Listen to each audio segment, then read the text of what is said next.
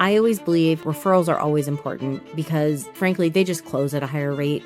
Like, it is the easiest path from A to B based on what I make per hour. Do I do better to hire this out or do it myself? And typically for lawyers, their billable hour is high enough that why would you waste your time doing something that you're not good at, that takes you longer than it would take a professional? If I have to hunt on your website for how to contact you, that is not an effective website. That is a very expensive digital brochure. From your experience, why can the full service agency model become quite difficult in legal marketing? Marketing has both breadth and depth. So if you aren't on top of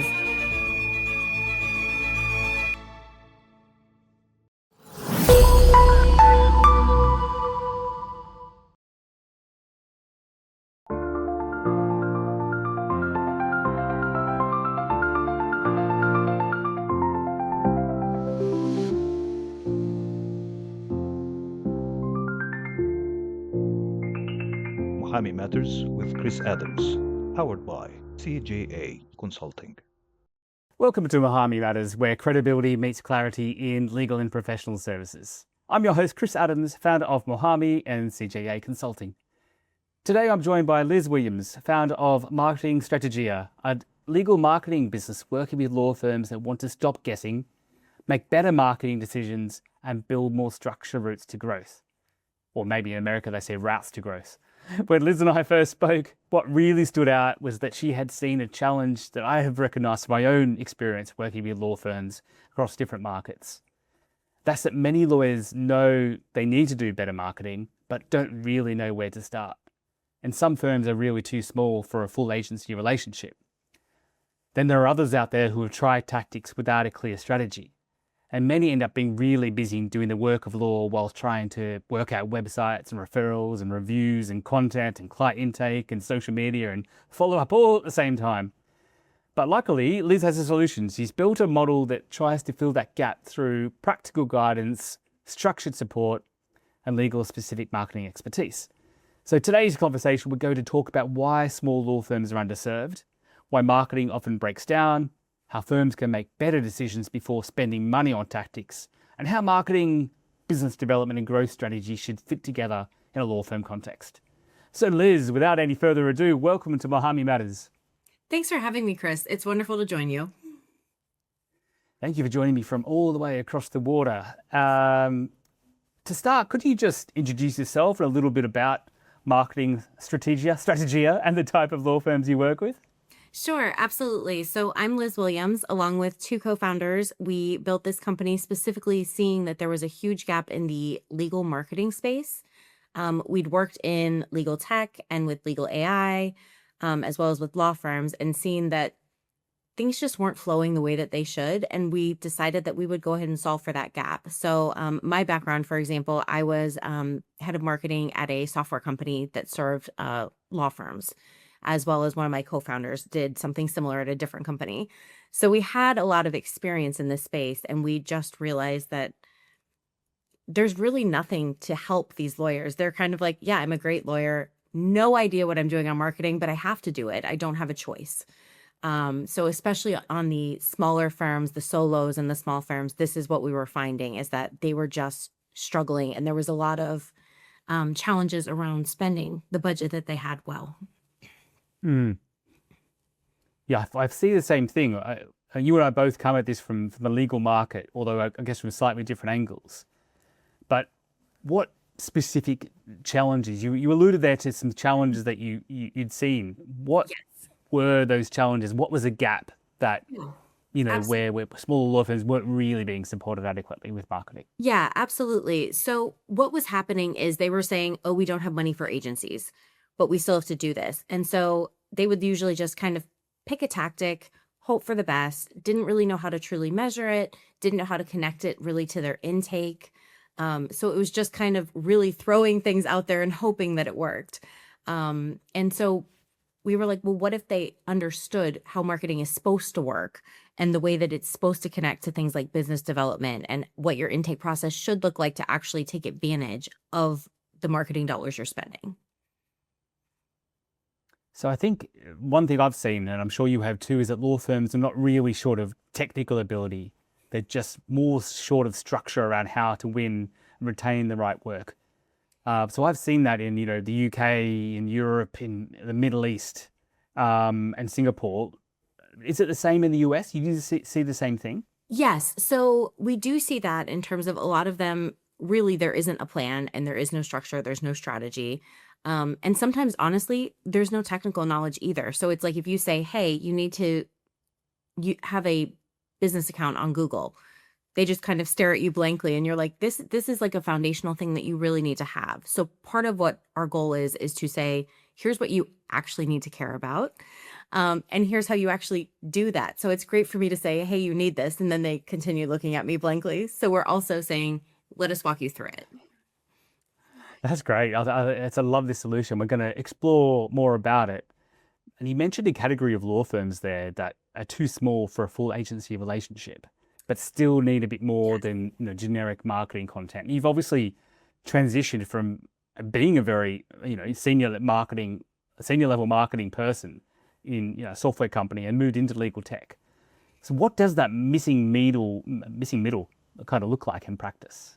Sure. So when you're talking about law firms, the large law firms tend to either have an internal marketing team, work with agencies, or if they need help, we work with them as a fractional CMO. But when it comes to medium-sized companies, whether it's they aren't big believers in marketing, or especially when you get into the smaller companies and the solos, they're just trying to make it through. And they're like, hey, I know what I'm doing from a legal perspective, but I really don't know what I'm doing from a marketing perspective. And I would love for someone to help me understand that. And when we looked, it's like, okay, if you need an agency and you're a mid-sized firm or big law, like you can find an agency, no problem, because you have the budget and you have the ability to have someone manage it. When you get into the small law and the solo law, like there's really nothing serving them. People are like, here's some content, best of luck. And it's like, most of them don't really know how to even use the content you're giving them. I mean, some do an amazing job of it. And I don't want to discount that because I have been very impressed at what some of them can do. But there are also ones who are like, hey, I'm a lawyer. I really don't have any desire to do this. And they just handed me this stack of content to do something with. Yeah. So do you find that, I guess an extension of that, do you find that a lot of them don't even know what marketing is? It's a term that's thrown around, but it's actually a very broad term.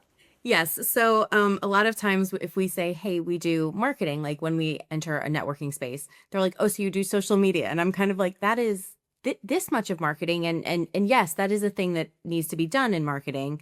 But like, we're talking about your brand, how do people find you? Like, do you have email campaigns? When people Google you, do you show up? Do you have reviews? Have you gotten referrals? Like there's so many different pieces. And then you get into the technical of, do you have Google ads? Do you have social media presence? Do you have partnerships? Like there's a wide variety of things, but it's like, number one, do you show up when I Google you? Do you have a website that's somewhat usable and decent? And do you have reviews? And that's kind of like your baseline, like, let's talk about whether or not you appear to be a legitimate and trustworthy firm for someone looking for a lawyer. Yeah, absolutely. It's a massive, just you mentioned brand there. If you talk to a brand specialist, there is so much in brand that, I didn't appreciate for many, many years. Just about brand messaging. It's not just like pretty colors on a paper, a color palette. It's everything about what your brand communicates and the meaning behind it. There's so much pre-work to be done that, it's just marketing is a massive, massive thing, a massive beast. So it's funny you talk about brand because actually we're working with a group of very high-powered lawyers who have been very successful and are going out on their own. And we've been helping them build their brand. And it's fascinating because these are incredibly smart lawyers. And when you say, hey, you need a brand, they're like, what does that mean? And it's like, totally fair. I wouldn't know an answer to a technical question in law. But then I'm like, well, these are, this is why the color matters. This is why the font matters. Like, what are you trying to get across? Are you trying to get across that you're a respected, like traditional firm? Are you trying to get across that you're a boutique firm? Like, and this is how you use all of the elements, whether it's the colors, the name, the typography, the images. This is how you use all of this to build how you want people to feel about your brand. And they were like, we had no idea that all of this was involved. And I'm like, well, when you look at websites you like, what do you like about them? And we asked them, and it was funny. They've learned a lot as we're going, but it was really Mm. interesting to see them realize that, like, oh, this is actually a thing that you have to think about before you actually launch your firm, because you're creating what the customer experiences and how they experience working with you. Yeah, I guess listening to what you're saying, it's almost like you're appealing to the subconscious of the user, aren't you? Because if they're thinking about what they're seeing, then it Psychology. means something's not right, right? Yes. You just need to go and just not think about, oh, this is difficult to use, or why is that there? They just need to go in and think, okay, I'm finding information, and it's absolutely seamless. But that Mhm. does take a lot of work. Yeah. And it's also, I mean, do you want to show up in all your pictures? Like, if you're the lawyer in question, do you want to show up in all your pictures in formal attire? Do you want to be in a suit? Do you want to be in casual attire? Do you want to be on a golf course? Do you want to be vacationing with your family? Do you want to show pictures of your family? Like, what is the vibe that you are going for? And it is interesting how the subconscious registers that, and there is psychology behind it, but you don't really think about it until you have to dissect it. Absolutely. And as a lawyer or as another professional, you don't generally haven't thought about it, haven't needed to. Yeah, so it is very interesting. I'm going to go to my soapbox a little bit now. So in talking about marketing generally, so when you work inside, so I worked for many years inside a law firm in the marketing and business development team, but the teams are generally called the marketing team, and that's how lawyers and other professionals think about it. It's marketing. And again, there's not that real appreciation of, it's not just an advertisement or an event or something like that. It's everything that goes into it. But the business development side is often, I think, the bit that's lost, and that's a very important part. Is obviously what I work on a lot, but it's helping those senior level lawyers, doctors, accountants to focus on what they do best, which is lawyering and doctoring and being an accountant, and not a salesperson. But the reality is they have to sell themselves and their business and keep clients happy and bring new ones through the door. And marketing and business development are both go hand in hand with that. And I think everyone has to have an appreciation of both aspects. Yes. And I think it's also important to realize that the business development team and the marketing team need to be on the same page, because what should be happening is marketing should be driving the leads that business development are working on. And I'm always surprised when that's not the case, because it's like, but then you have such wasted effort on both sides. Yeah, absolutely. Yeah. And sometimes it's the BD comes and then the marketing comes to back it up. And other times, as you said, Yeah. you get found because of the great marketing that's been done, but they go hand in hand. And you're right, both teams need to work together, or sometimes they're the same people basically Yeah. doing both. Yes. Um, And yeah. actually, my favorite is the people who will spend a lot of money on marketing, but then when people call for intake, they don't answer the phone. And I'm always like, but you've spent all this money to get that person to call you. And so please answer the phone. That is such a baseline thing, but I'm always surprised at how often that doesn't register for some law firms. But you're right. You have to be contactable, don't you? Whether it's email or live chat or whatever it may be, phone calls, you do Yeah. have to be contactable because, as you say, you spend a lot of time and effort. And that is the hardest bit, actually. The referral bit is the more successful and almost easier bit. If you have a really good referral network, Yeah. then you will get work. But a lot of the marketing is there to give you the credibility and that the backup, basically, when you do get recommended. And that you found and are shown as credible. So if that is hard. And so, yeah, you're right. If you don't want to waste that effort, that time and money and effort, for sure. Yeah. And it seems to depend on the law vertical. So personal injury, they tend to be really good about answering the phone because people come to them with typically higher dollar value cases, and it tends to be more, there are, of course, referrals, but a lot of times it's more, hey, I found someone and I need someone and I'm going to call them. So they tend to do a good job of picking up, but not all firms do. And it is kind of like, but you put all this effort in for people to call you. So when they want to contact you and they're in that moment of decision, you have to be available. Yes. because then no one comes to a lawyer or an attorney until they need to, right? You don't go and make friends with them. That's why I always say you don't always go and make friends with a lawyer. You don't literally hang out with them. It's you need them. When you need them, and that's when you start Yes. to get close. Yes, exactly. So on that note, many law firms think they have a marketing problem when they actually, the issue might be more positioning or targeting or referral strategy, or as you say, even intake. Yes. How do you diagnose what's really going wrong? So typically, if someone comes to us and says, hey, we have a problem with our marketing, my first question is always, why do you think you have a problem with your marketing? Because typically they can then answer and say, oh, we're not getting enough leads, or oh, we're not getting the leads we want. And all of those things give you clues to start diagnosing. And often when they say, hey, we have a problem with our marketing and tell me what the problem is, I ask more questions. And a lot of times it's, hey, who are you targeting? And if they can't answer that, I'm kind of like, well, we found the first issue that we need to address, which is you aren't clear on who your target market is, which is critical because it's very hard to find the right people if you aren't targeting them. So Yes. yes. It's not only very hard to find them, but you spend a lot of time and effort targeting people who are never going to be your clients or very Yes. unlikely to be your clients. Yes. And we actually Yeah. do diagnose it in terms of there's 6 or 7 different things people will say when they say my marketing's not working. And when they say that, we usually know, okay, you have a problem with your intake, or, oh, you have a problem with your targeting, or, oh, you're not, focusing on the channels that are actually bringing people in.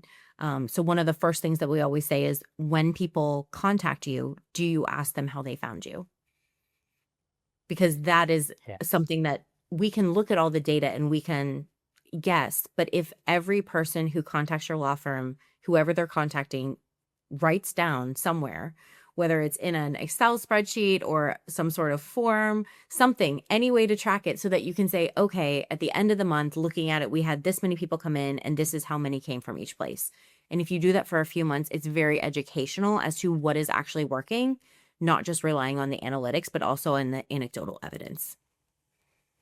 Yeah, actually, that makes me think of something, a challenge that is definitely I experience working with lawyers is they are quite black and white generally, and they, good lawyers want evidence, and good lawyers want to know what they're going to get for their money and their marketing spend or whatever it may be. Evidence is very difficult to produce in marketing, I think. So the tip you just gave is a no-brainer, isn't it? Because obviously there are other ways you can add little tags and track inquiries to your website and that sort of thing. But that is difficult and a little bit hit and miss. Just asking someone is so much better, and so much more accurate. Yeah, and especially if you include it as part of your normal conversation when people contact you, it's very easy to ask, and it's not information people are reluctant to give. It's something that they're like, sure, I'll tell you. I have no reason not to tell you, and it's very valuable to the firm. Mm. Mm. So a lot of lawyers, they jump straight into tactics. They think website, social media, Yes. SEO, newsletters, events. What do you think they need to understand before they start spending money on these things? So it's interesting you say that. I actually just posted something on LinkedIn about the easiest way to save money on marketing is not to do marketing until you know who your target audience is and what problem you're solving for them. Because you're right, people jump right in and it's like tactics are obviously important, but until you can say, hey, this is the problem I'm solving for you, there's really no reason to start marketing. And typically that means understanding your customer, coming up with a strategy as to, hey, this is how I'm going to find said customers and contact them. And then say, and this is what this looks like as a plan to actually say, hey, based on who I'm targeting, I should be doing social media, this, and this, and coordinating across it. So you're getting the same message out. If you're doing a webinar, the webinar should be tied to what you're posting on social media at the time, should be tied to what you're talking about when you're at networking events, should be tied to what's featured on your website at that time. And it's always interesting that people kind of pick something, do it, go, oh, that didn't work, pick something, do it, oh, that didn't work. And it's like, until you have the strategy behind it, you're really not spending your money as well as you could. And one thing lawyers don't like is wasting time and money. Yeah, I don't think anybody does, but particularly lawyers. I mean, I think if you're a good lawyer, that's the way you think. Yeah, you want results, and you're going to be very analytical about it. Yes. But I wanted to bounce something off you then, just off the back of what you were saying. So, um, how long do you think you need to give a go for a campaign or a target? So, I know you talked then about people jumping around and targeting, maybe a small market or a small piece of the market, maybe a certain demographic or something like that for a short time, and then saying that's not working and move to something else. I often say to people that you need to make your targets, and you can have a long list of targets, but you need to spend enough time on each one. And it doesn't mean you can't address them all, but you have to address them all, not all at the same time. Yes. Do you agree? And how long do you think you need to give it? Sure. So the way that we approach this usually is it depends on a couple things. One, how well do you know your target market? If you are a lawyer who's killing it already and you're doing a great job, it's kind of like it's much easier to say, okay, let's put this together, the strategy, jump into tactics, and we know roughly how long each tactic by channel should run. And it depends. Sometimes it's a month, sometimes it's 6 months, sometimes it's even longer, honestly. And it really is channel dependent. But if you are a lawyer who really doesn't know what you're doing, you're kind of flailing around, that's when it's like, okay, we might need to run it longer because you don't have any data to go from. You can't say, hey, in the last 3 years, we did these things for this much time, and this is what the result was.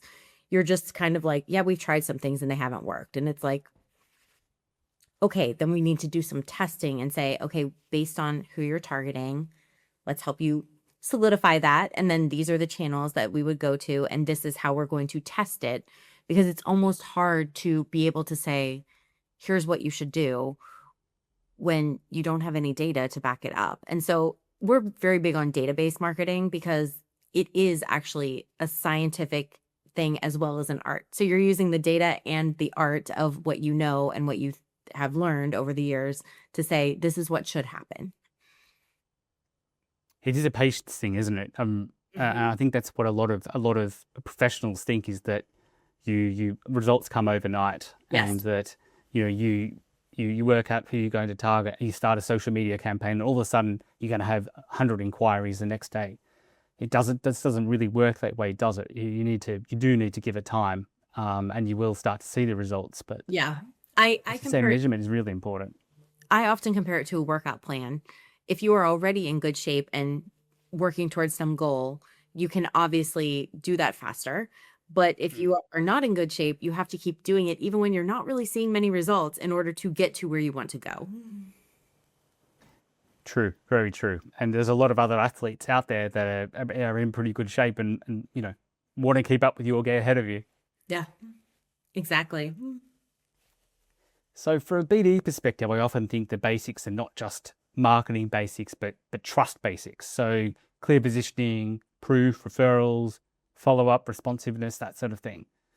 What do you think are the trust signals that smaller firms need to get right? So we talk a lot about trust signals because there are many services, and legal services are one of them, where you're just hoping that they're good at what they do. Like, you can ask the questions and you can get the answers and you can say, okay, I don't see any red flags. But the only way to really know is, it's like when we go on and you're hiring a roofer and you go look and you're like, hey, what are the reviews on them? Are they good? Are people saying, actually, they were terrible, they didn't show up, they didn't finish the job? Like, all of these things are trust signals.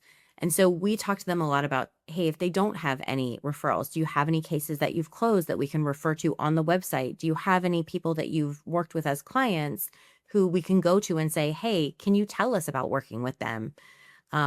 So we are very big on building some sort of basis of people talking to people, because really I can say all I want, that like I am the best marketer in the world. I can say that. Doesn't mean anything. But if, 3 or 4 people that who have worked with me and say, actually, Liz is great, then you're like, okay, maybe I'm interested in working with Liz. But me saying it has very little weight, whereas other people who you are in a same peer group with saying it has a lot more weight. So we always, if they don't have any sort of referral based thing, we set that up. And we also insist on, hey, go back to some of your cases that you've closed that have gone well, talk to the clients, ask them to give you a reference. And there's always, well, what if they don't want to put their name on it? Because people are private. It's like, you don't have to put their name on it. You can just say, a former client in a automobile accident who we won a large judgment for. You can make it more generic if they don't want to put all of their identifying information on there. And I think people don't always realize that. They think it needs to say, Joe Smith, and I won him whatever, $200,000. And it's like, no, you don't have to have that. You can anonymize it. Yeah, absolutely. And it's the only way to stand out, isn't it? Because if you, as you sort of alluded to, there are a lot of other athletes out there that are competing against you, and a lot of them have the same qualifications as you, have been to the same law schools, or equally as good, have a lot of experience as well. So the way you have to stand out is to differentiate yourself. Yes. And I get personal branding. Personal branding is, I'll be quite frank. When I first started my own company, it took a little while for it to click for me. I actually went to a personal branding workshop thinking, I'm not going to learn anything here. I know about brand, all that sort of stuff. And then about 5 minutes in, I thought, it dawned on me that, oh my goodness, people are not buying CJA Consulting. They're buying Chris. And, you can't, whatever the name says on the door, whatever the name of the firm is, they might buy the firm if it's a really big, a reputable firm, but more than likely they're buying the person, the individual attorney and the lawyer. So you do need to stand out, don't you? Yes. And one of the things that we always talk to lawyers about is, how do you want to be represented on your own site, for example, or in public? Do you want to be represented as just a professional? Like, I'm a lawyer who does X and I'm really good at it, and here's the proof points behind why I'm really good at it. Or do you want to be, hey, I'm a lawyer, my name is this, I'm a really good lawyer, these are my proof points, but also, I'm married, I have a couple kids, we like to vacation at the lake. Like, what kind of detail do you want to give? Do you want to just be a professional, or do you want to be a well-rounded person where they're like, I actually really like him, I could see working with him? And it is something that is a very personal choice, but they don't always realize that that is part of the brand that you're building. Is, are you a more approachable person, or are they hiring you because you are a really tough professional? And again, you get to decide who you want to be and how you want to represent yourself. And I am very aware that that is a very powerful thing, to be able to say, this is who I am, and this is how I want people to see me, and this is when they approach me, what I want them to feel. Because again, you're giving some psychological clues again, where you're saying, using psychology, this is what I want them to feel when they come talk to me.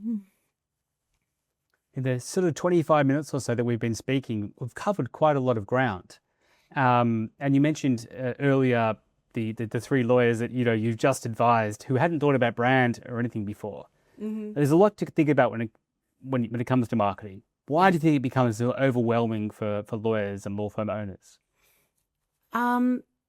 So I'll tell you exactly what I tell our clients, which is, a lot of times, lawyers tend to be very well educated, smart, savvy, and they like to argue. And sometimes they will want to argue with me about, hey, this is what I want to do, or why are you doing this? Why are you doing this? Why are you doing this? And I always tell them, I'm not a lawyer. I work with lawyers. I would not send myself into court or trust myself to file a legal briefing. It would not be pretty. Like, I'm not an expert, even though I have a lot of knowledge in it. And lawyers a lot of times think they have a lot of knowledge in marketing. And I'm like, but you hired me for my knowledge. And if I wouldn't go in and defend you in court, why would you fight with me on this when you're paying me to give you the expert advice that you need to run your business? And that actually kind of dawns on them that, yes, actually, maybe we should be, working together towards the same goal, instead of having a bit of an argument as to, why are you doing that? Why are you doing this? What if we want to do this? I think we should do this. And it's like, but in this room, I am actually the expert. And I have said to a particularly difficult client who ended up being lovely, if you want to keep arguing this out, we can, but I don't know why you're paying me. Yeah. And after that, he actually was like, you're right, I am not handling this well. We need to regroup, and has been a lovely client since then. But at least, I guess, on the other flip side, he got you on board in the first place, because sometimes that is one of the most challenging things, is that lawyers and other professionals think they can do it all themselves. And you do need to get help. You have to move away from owning all of the execution. Yes. And especially, it's much like any professional. There are times when you look at it and you say, based on what I make per hour, do I do better to hire this out or do it myself? And typically for lawyers, their billable hours high enough that why would you waste your time doing something that you're not good at, that takes you longer than it would take a professional, and you're not enjoying it? Like, nobody's like, actually, I went into law because I love marketing and I want to practice marketing. No, no one has ever said that to me. And so Yeah. it is very much hire the right people to do the work and save yourself the time, money, energy. Like, you could be hanging out with your family and instead you're fighting your way through something that, you know, you'll do it and it'll be fine. Like, I have total faith you'll figure it out. But was it worth the time and energy to figure it out? And did you get the result you wanted in the end? Yeah, and that leads us to thinking about execution and owning all the execution. From your experience, why can the full service agency model become quite difficult in legal marketing? Mm. Yes. So we actually used to do more of a full service agency. And then we realized we were spending a lot of time on things that aren't our expertise. So can we do it? Yes. If someone said, hey, I want to hire you, Liz, not my company, me, to do SEO, I would say, I mean, I can do it, but like, that's not my area of expertise. It's not something I kept up on, and marketing changes quickly. And there are times when I'm like, what we're really good at is the strategy and saying, here's what needs to happen. And so we do that. And then we do have a network of people that if you say, hey, but I need someone to do my SEO, I say, hey, here's a list of people that we work with that I can refer you out to. But we were finding we were spending a lot of time doing things that we weren't enjoying, and also we weren't the right people for it. Because, like, can you do it? Yes. Should you do it? No. And I was like, we're not serving our clients well by doing this and not being 100% certain that we are on top of what's happening in that space in marketing. And marketing, some practice areas are very deep. Marketing has both breadth and depth. So if you aren't on top of what's happening, it is so easy to get behind quickly, and to be able to keep on top of what Google's doing, what SEO is doing, what AI is doing, what's happening with social media. I mean, it is a massive amount of very quick moving pieces. And as a result, it's like we decided we would do better to focus on the strategy side and advising people on, hey, this is what you should be doing, instead of doing the actual full agency model. Because again, can we do it? Yes. Was it the best use of our time and talents? No.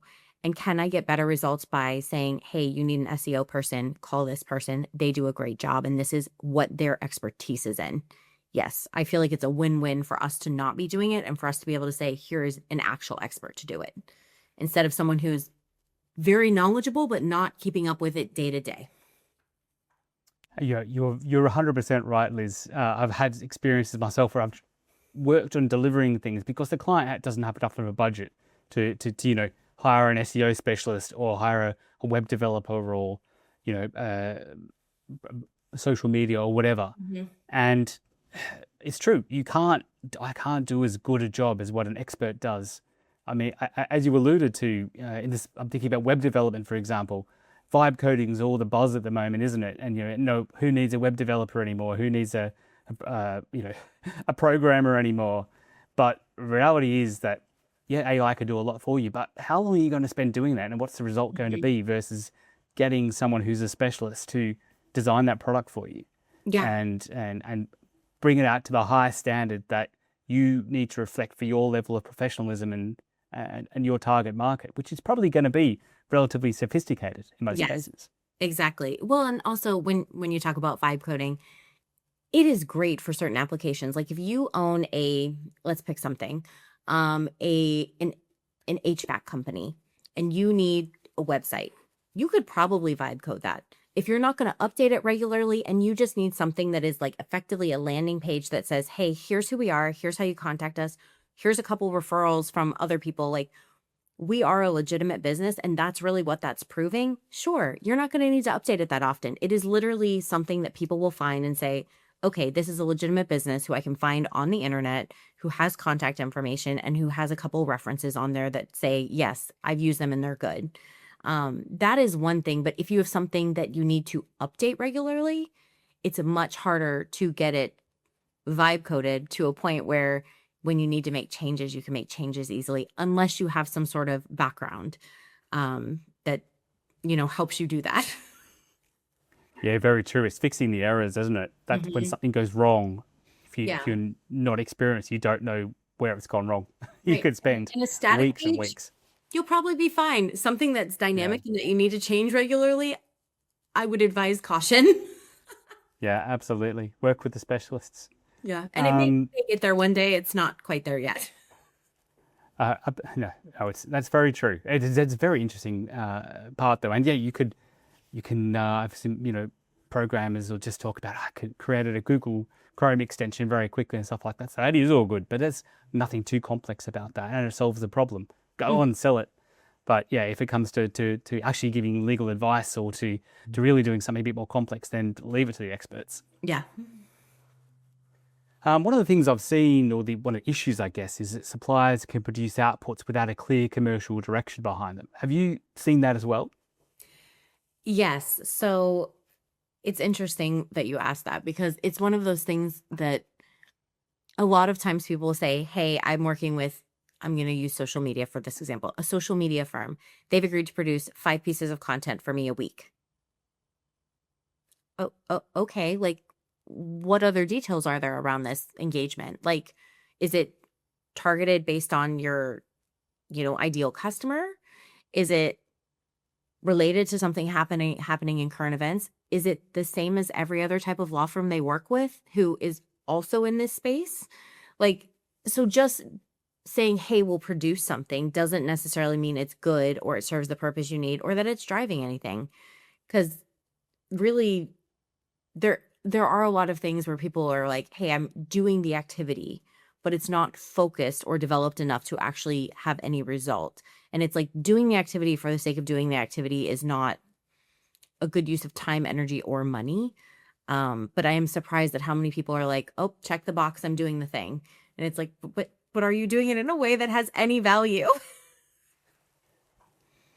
Absolutely. Yeah. And I guess that brings us to thinking about marketing generalists as well, or full service agencies, I suppose, because, and I know I would say this, and you probably would too, but given our businesses, but I feel that in professional services, you do need to be a specialist in professional services and work with lawyers.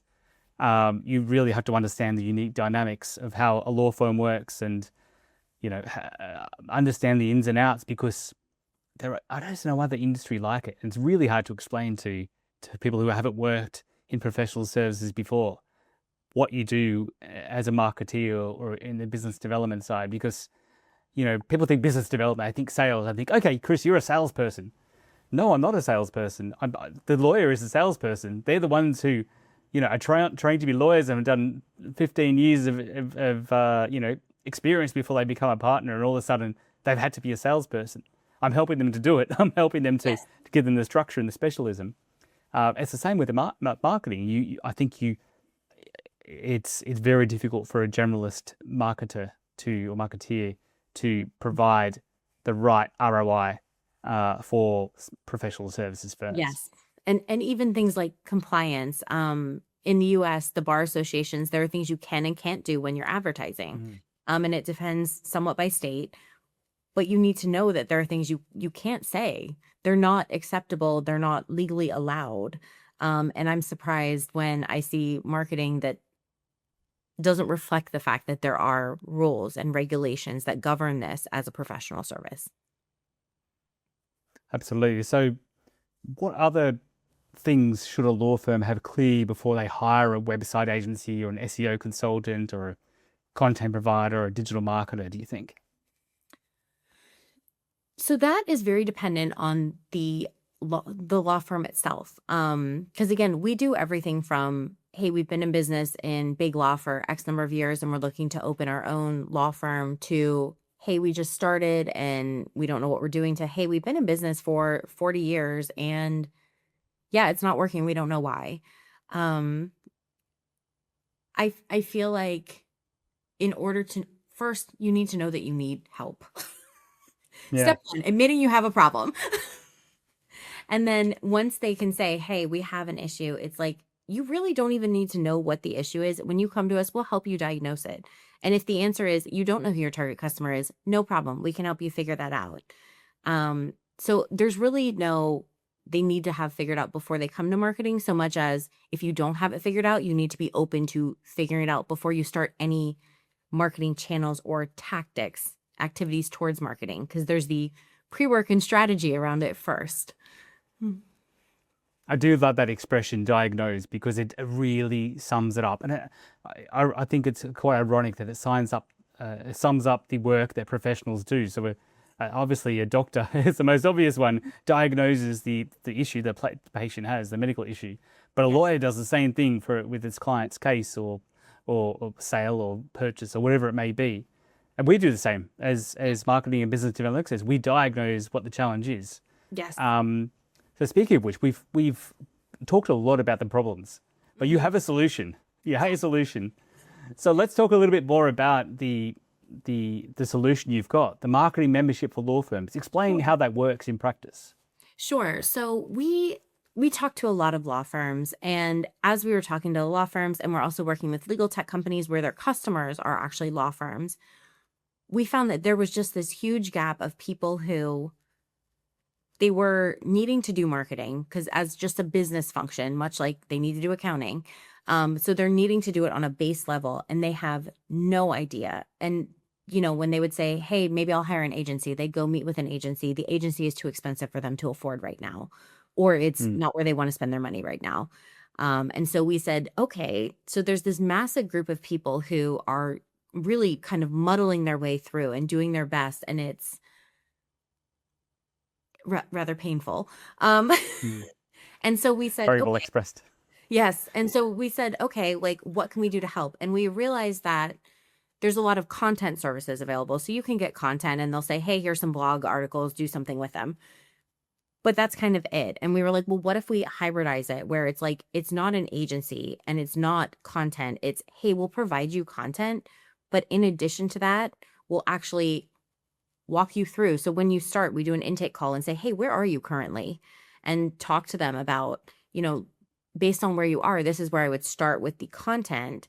But then also, hey, join our marketing bootcamp. And it's 4 hours where we basically say, let's walk through and build you a marketing strategy for your firm. And it's a small group thing. And we work with them to build it so that they have a path laid out. And then going forward, yes, they can use our content, but the real value is we do webinars. And the webinars are, yes, there are some that are like, here's how you should do this. And like, here's our thoughts on this topic. But it's also, so you need to claim your business profile in Google. Step by step, here's how you do that. Because that is really the thing that we're not finding is people aren't walking them through the basics that they need in order to make this happen. Or like, hey, you're putting together a website. Here are the things that need to be included. And here's how you ensure they're included. So things like that. And then we also have live question and answer sessions where bring your questions. We will answer them. And that is a huge value because sometimes they get to a point where they're like, we're just stuck and we don't know what to do and we don't have anyone to ask. And it's like, well, come ask us. We'll answer it for you. And we also have a community we're building that, talk to each other because a lot of these people are running into similar problems that are, basic business issues that if you've never faced before, it's much harder to solve them on your own. And we also jump in the community and answer questions. And honestly, if you are a smaller law firm and you're finding you need one-on-one help, we also do one-on-one coaching hours where it's like, we will help you specifically with what you need. And that way they're not having to do an agency relationship. They're not having to do it at a price point that they really can't afford.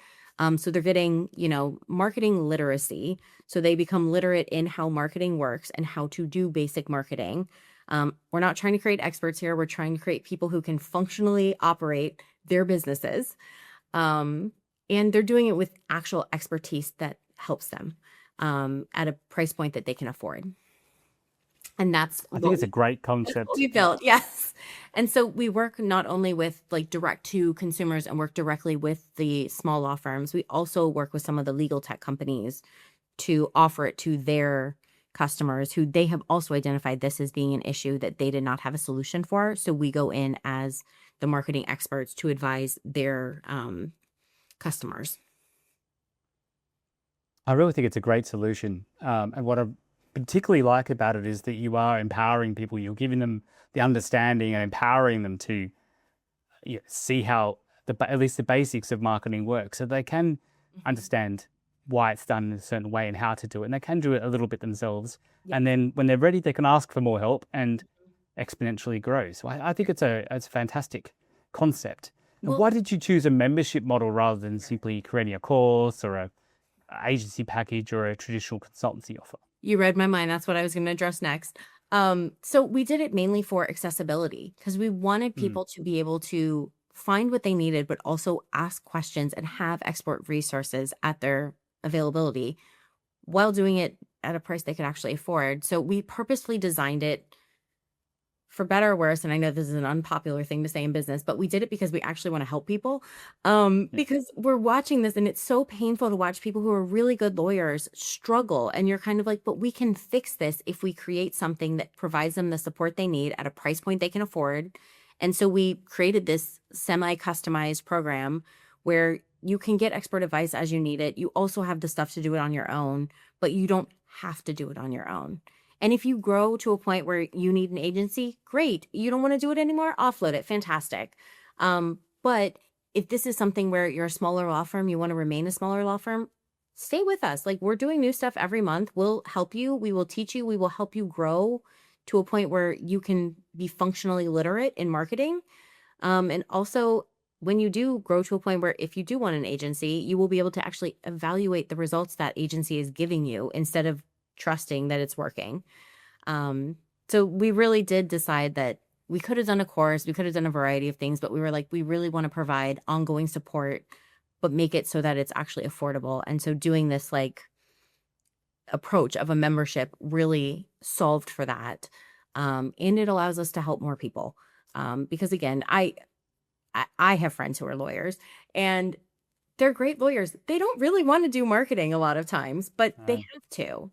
And so I find that if we can solve that for them, then that solves a huge gap in the market. And it's great to be able to provide support to people, because my favorite thing about being an entrepreneur is when you are helping people with their marketing for their company, you're really like supporting someone else's dream.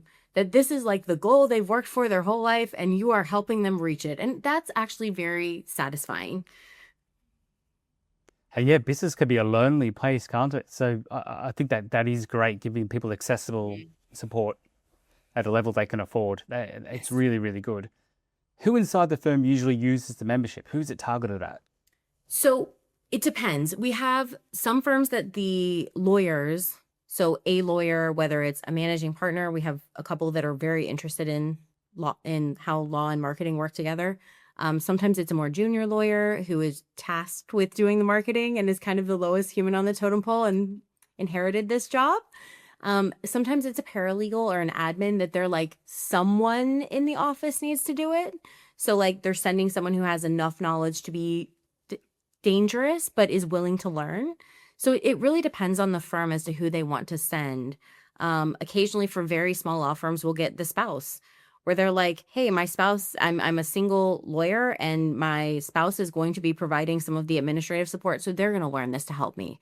So it is a variety of people and it's a mix, but at the same time, they're all there for the same reason, which is they want to be able to do marketing in a way that is effective and drive their business. Are you targeting those just in the part of the US you're in, and I guess the East Coast, or are you going global? Or across the States, at least? So it's nationwide right now. We have, we are in talks to do some international. Having said that, one of the things that we're trying to figure out is how does that work from a legal perspective?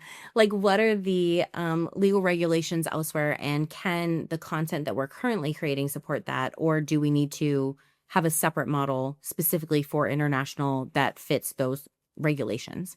And that is something we're currently exploring. But when it comes to what we're doing right now, it is very much US based. And it is because that is the market where we thought we'd test and learn, and it's worked. And, now we're like, okay, let's keep going. Let's talk, Liz. Let's talk. Let's go. Let's do it. I love it. I love it. Really fantastic. What parts of marketing advice do you think then can be productized, and what parts still need individual judgment? Where do you draw the line? Ooh, that's a tough question. Um, Thank you. really making me think. So productized. So there are certain things like I will say social media is one where when you can find someone who is willing to do a group of posts for X number of dollars and you ensure that the posts are valuable to you, and differentiated from customers in the same space, like that actually is something that I personally, social media is something that it will take as much time as you will give it. And I find that that is one that is a particular pain point for lawyers. And that's one that I would say, if you can get that productized, I would support that. And now the social media firms will come and get me, but that is, Well, as long as they've done their homework first, right? As long as they've done the homework with us and worked out who the target market is, yes. then yeah, have at it. And again, as long as it's actually delivering value. And that's the thing. If you can work with someone who actually, because we actually work with a social media person who actually delivers value in this approach, great. Same thing, websites. Do you truly need a fully customized website? Or are you a smaller firm with a narrow focus and you can get away with like a semi-custom website?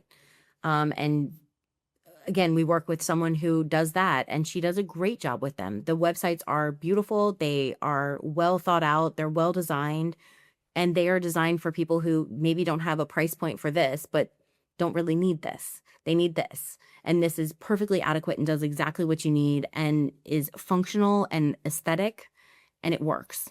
So there are a couple areas where I feel like it's easier, but it also depends on what your firm is, what your dream is for that firm, and how you're approaching it.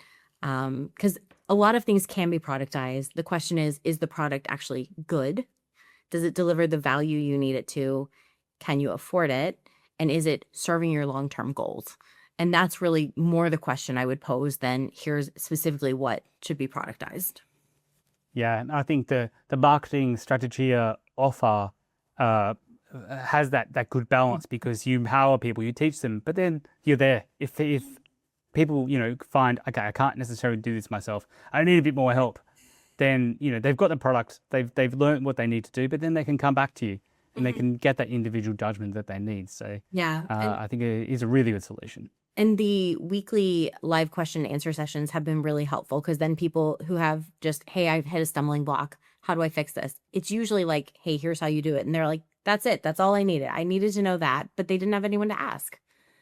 So that's been really valuable to people. And we alluded to it a bit earlier, but you and I work on very similar complementary parts of law firms. So I work a bit on the business development, the growth strategy side, and the questions, I guess, not how we market, but where does the growth actually come from, and how will the marketing help with that? How do you see the relationship between marketing and BD in smaller law firms? So any company, even when I've worked in, corporate America at big companies, the BD and marketing have to be hand in hand because you are working towards the same goal. And anytime that they're not, you're kind of like, well, this will be a painful way to run a business. So they really should be fully in alignment and working together and honestly talking regularly. I know when I've worked in companies, especially if it's a sales team, the sales and marketing teams, I was always like, we need to be meeting regularly because if we're not, we are not working towards the same goal. And that is not the way it should be. So I am a big believer that this is all part of the same project and it's just different parts are handled by different people, but it is very much one project you're working on. Yeah, I think both strategy and execution.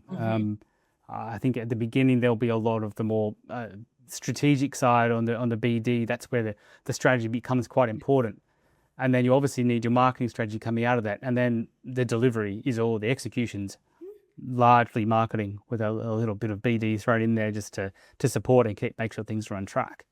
So you can't have one without the other. It just won't work. And honestly, again, when we talk about doing things effectively from a dollar perspective and a time perspective, that is the way to do it, is to do it together to make sure you're all working towards the same goal and you will get there faster and more efficiently. Yeah.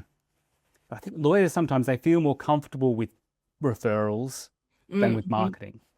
Then again, I'm saying that, but then I'm thinking of others who do not want to do any business development. They do not want to talk to clients. They don't want to talk to anybody. They're very happy to sit in their office, door closed, do their work, and let the marketing team, do whatever they need to do around them, promote them on their behalf.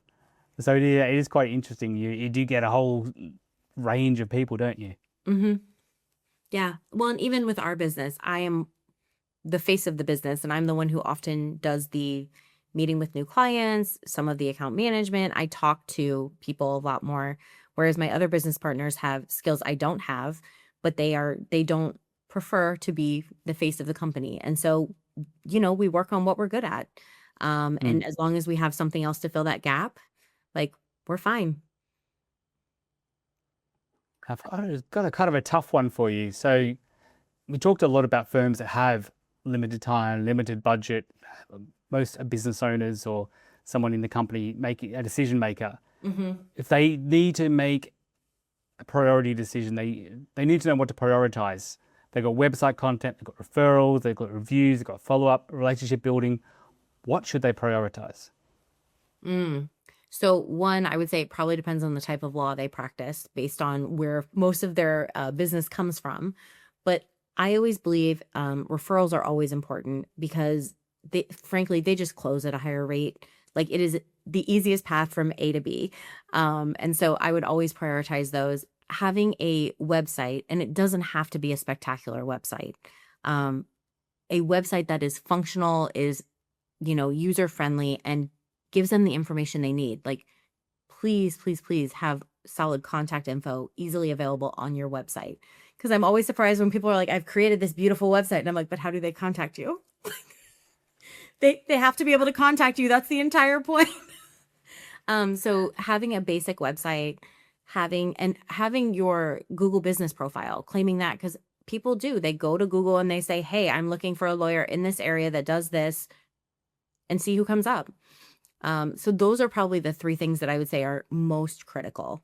And then obviously you can go from there, but those three, as long as you have those three, you have the basis of a firm. That is very, very true, I think. Um, and you're right about the complexity of the website. And funny, you mentioned the contact details. The other thing I often see missing is the people. There's not a people page, or there's the people are completely lacking from the firm's site, especially in small firms. Yes. And it's easy to forget, but people buy from people. And, Yes. it's human nature to want to find out who the person is, and you get curious about who they're working with and what does this person know and where they qualified and how tall are they, what hair do they have, how old are they, It's so many different aspects that often sometimes go before thinking how good are they at being a lawyer, how good are they at their craft. Yeah. And also it's much like when we talk about AI, we talk about, AI can do all these things. Yes, it can, but people are still buying from people. And I feel like people do forget that, like, you are, at the end of the day, you are pitching to a person saying, hey, I want to represent you. And they're saying, do I want you to represent me?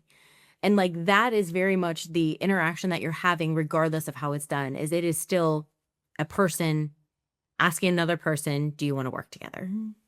Mm, absolutely. I think that sums it up really, really well. So if there is a small law firm out there, or hopefully there are a few small law firms out there listening, they know their marketing is not working, or if they don't know what marketing is, they don't know where to start. What are the first three things they should look at this week? So the first thing is, I would look at, how's your intake? So when people call, are you answering the phone? Are you getting all the information you need in the intake call? That's number one, because that is actually a surprising breaking point for firms, which, again, you're just losing money. At that point, you have spent money to get these people to call. Please, please answer them. So number one is intake. Number two is look at your analytics. Do you have your analytics set up? Because you should know, like, what are people looking at on your website? What are they engaging with on social media? So look at your analytics and really evaluate them. And if you don't have them set up, please, please, please set them up, because any marketing company you work with is going to say, What kind of baseline data do you have for us to look at? Yes. Yes. And number 3, please make sure that everything that you send out has contact information, whether that's an email, a social media post. Please, please, please, anything should have contact information. Because if I have to hunt on your website for how to contact you, that is not an effective website. That is a very expensive digital brochure. Very true.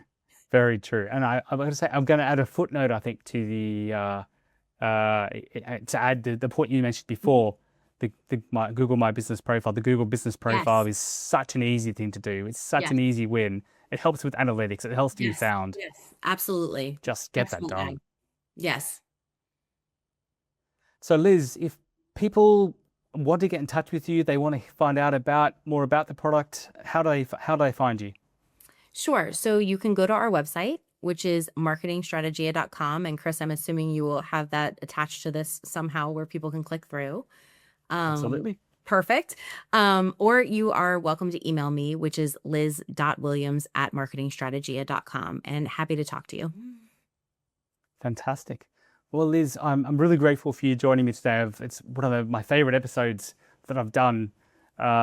Just so passionate about what you do, and it helps me to be passionate as well. So I'm so happy you joined us. This was fun. Thank you for having me. This was a good experience for me for a morning. But this was a really fun conversation to have, and you had great questions. And I hope that this helps lawyers figure out how to handle their marketing, because it is not totally a mystery. You can figure it out. As you said earlier, that's what it's all about. It's about helping people. I want to help people. You want to help people. Yeah. And it just makes you feel good. Yes. And honestly, like, if we help you to a point where you don't need us anymore, great. It means you've been successful. Absolutely.